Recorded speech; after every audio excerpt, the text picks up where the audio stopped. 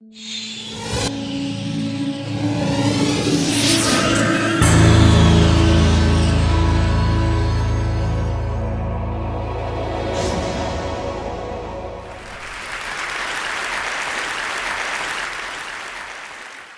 morning.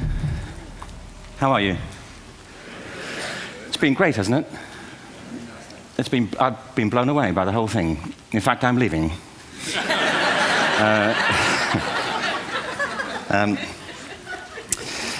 There have been three themes, haven't there, running through the conference, which are relevant to what I want to talk about. One is the extraordinary evidence of human creativity in all of the presentations that we've had and in all the people here. Just the variety of it and the range of it. The second is that it's put us in a place where we have no idea what's going to happen in terms of the future.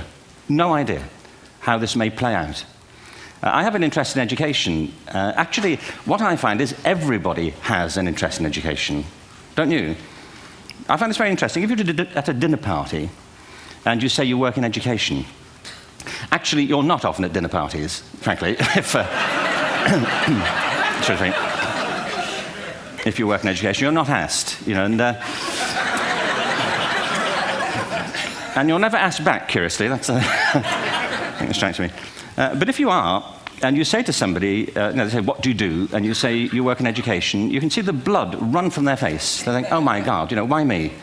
It's my one night out all week. But if you ask people about their education, they pin you to the wall. Because it's one of those things that goes deep with people. Am I right? Like religion and money and other things. So I have a big interest in education, and I think we all do. We have a huge vested interest in it, partly because it's education that's meant to take us into this future that we can't grasp. If you think of it, children starting school this year will be retiring in 2065. Nobody has a clue, despite all the expertise that's been on parade for the past 4 days, what the world will look like in 5 years' time. And yet we're meant to be educating them for it. So the unpredictability, I think, is extraordinary. And the third part of this is that we've all agreed, nonetheless, on the really extraordinary capacities that children have, their capacities for innovation.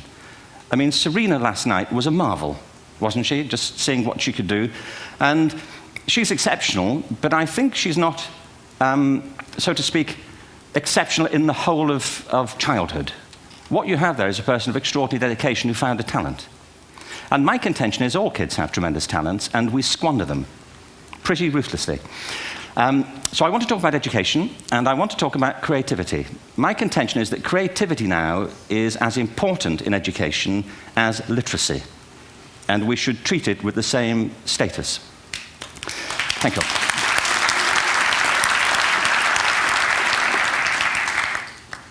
That was it, by the way. Thank you very much.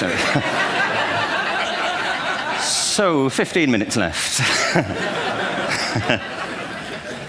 Well, I was born... No,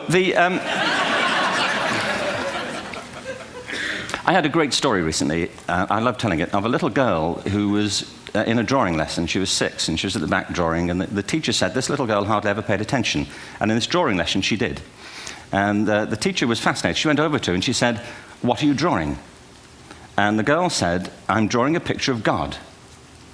And the teacher said, "But nobody knows what God looks like." And the girl said, "They will in a minute."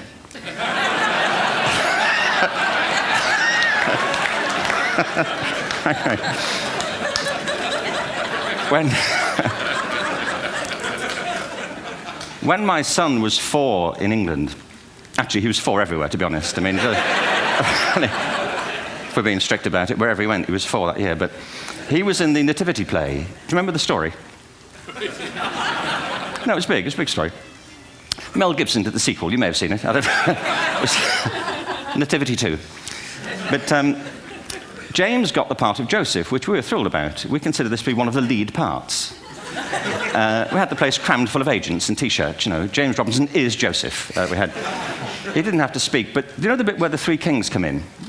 They come in bearing gifts, and they bring gold, frankincense, and myrrh. This really happened. We're sitting there, and they, I think, just went out of sequence. Because we talked to the little boy afterwards and said, you know, are you okay with that? And they said, yeah, why was that wrong? They just switched, I think that was it. Anyway, the three boys came in, little 4-year-olds with tea towels on their heads, and they put these boxes down. The first boy said, "I bring you gold." And the second boy said, "I bring you mare." And the third boy said, "Frank sent this."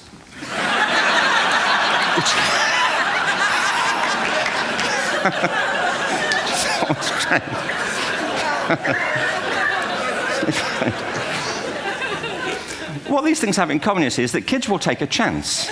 If they don't know, they'll have a go. Am I right? They're not frightened of being wrong. Now, I don't mean to say that being wrong is the same thing as being creative. What we do know is, if you're not prepared to be wrong, you'll never come up with anything original. If you're not prepared to be wrong.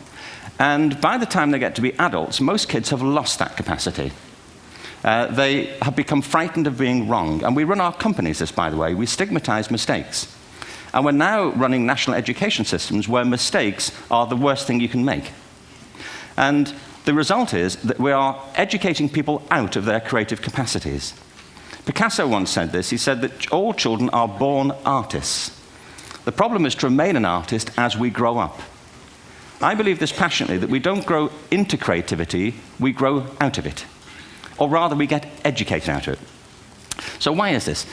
I lived in Stratford-on-Avon until about 5 years ago. In fact, we moved from Stratford to Los Angeles.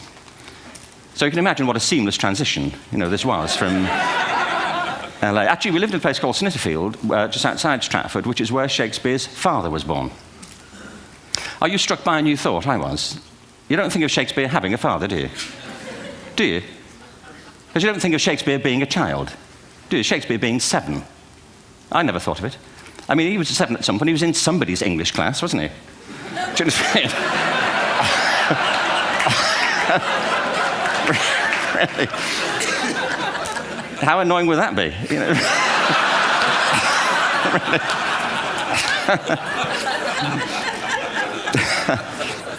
Must try harder. Being sent to bed by his dad to Shakespeare. Go to bed now, to William Shakespeare, and put the pencil down, and stop speaking like that. It's confusing everybody.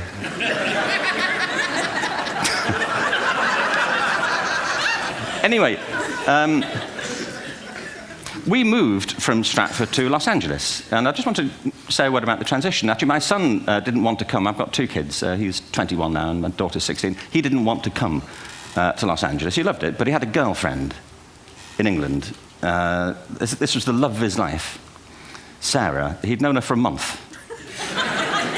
Mind you, they'd had their 4th anniversary by then, because it's a long time when you're 16. Anyway, he was really upset on the plane. He said, "I'll never find another girl like Sarah." And we were rather pleased about that, frankly, because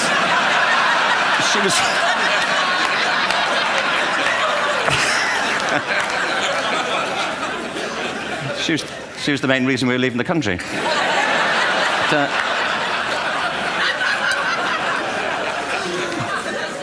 But something strikes you when you move to America and when you travel around the world. Every education system on Earth has the same hierarchy of subjects. Everyone, doesn't matter where you go. You think it would be otherwise, but it isn't. At the top are mathematics and languages, then the humanities, and at the bottom are the arts, everywhere on Earth. And in pretty much every system, too, there's a hierarchy within the arts. Art and music are normally given a higher status in schools than drama and dance. There isn't an education system on the planet that teaches dance every day to children the way we teach them mathematics. Why? Why not? I think this is rather important. I think maths is very important, but so is dance. Children dance all the time if they're allowed to. We all do. We all have bodies, don't we? Did I miss a meeting? I think... Truthfully, what happens is, as children grow up, we start to educate them progressively from the waist up. And then we focus on their heads, and slightly to one side.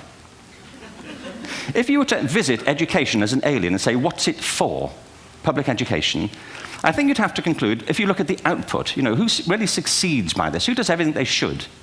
Who gets all the brownie points? Who are the winners? I think you'd have to conclude the whole purpose of public education throughout the world is to produce university professors. Isn't it? They're the people who come out the top. And now, I used to be one. So there. But And I like university professors, but, you know, we shouldn't hold them up as the high watermark of all human achievement. They're just a form of life. You know, another form of life. But they're rather curious, and I say this out of affection for them. There's something curious about professors. In my experience, not all of them, but typically, they live in their heads. They live up there, and slightly to one side. They're disembodied, you know, in a kind of literal way. You know, they look upon their body as a form of transport for their heads. You know, it's... Don't they? It's a way of getting their head to meetings.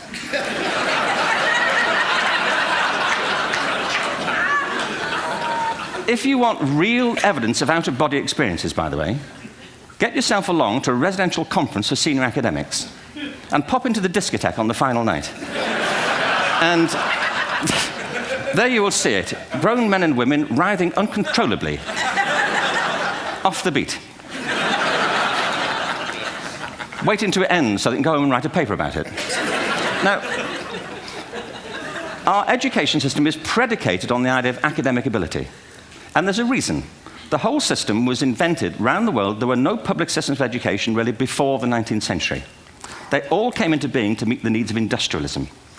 So the hierarchy is rooted on two ideas. Number one, that the most useful subjects for work are at the top. So you were probably steered benignly away from things at school when you were a kid, things you liked, on the grounds you would never get a job doing that. Is that right? Don't do music, you're not going to be a musician. Don't do art, you won't be an artist. Benign advice, now profoundly mistaken. The whole world is engulfed in a revolution. And the second is academic ability, which has really come to dominate our view of intelligence because the universities designed the system in their image. If you think of it, the whole system of public education around the world is a protracted process of university entrance. And the consequence is that many highly talented, brilliant, creative people think they're not, because the thing they were good at school wasn't valued or was actually stigmatized. And I think we can't afford to go on that way. In the next 30 years, according to UNESCO, more people worldwide will be graduating through education than since the beginning of history. More people. And it's the combination of all the things we've talked about, technology and its transformational effect on work, and demography and the huge explosion in population. Suddenly, degrees aren't worth anything. Isn't that true? When I was a student, if you had a degree, you had a job. If you didn't have a job, it's because you didn't want one. And I didn't want one, frankly. So, but now, kids with degrees are often heading home to carry on playing video games. Because you need an MA, where the previous job required a BA, and now you need a PhD for the other. It's a process of academic inflation, and it indicates the whole structure of education is shifting beneath our feet. We need to radically rethink our view of intelligence. We know three things about intelligence. One, it's diverse. We think about the world in all the ways that we experience it. We think visually, we think in sound, we think kinesthetically, we think in abstract terms, we think in movement. Secondly, intelligence is dynamic.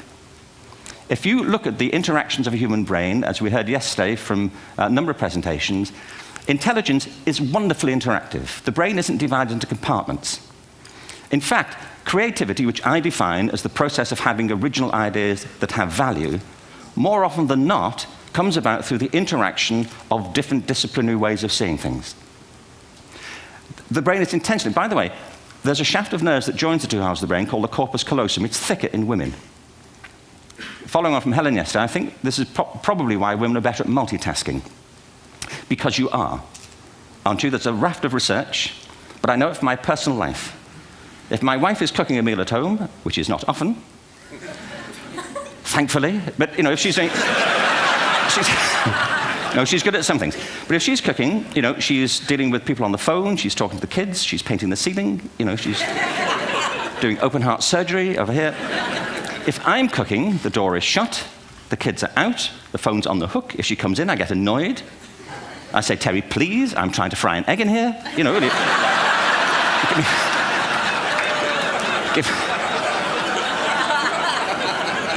Give me a break.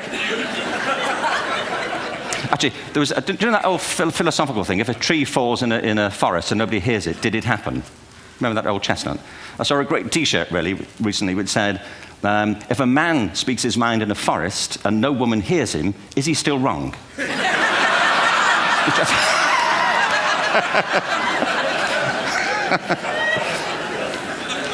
And the third thing about intelligence is it's distinct.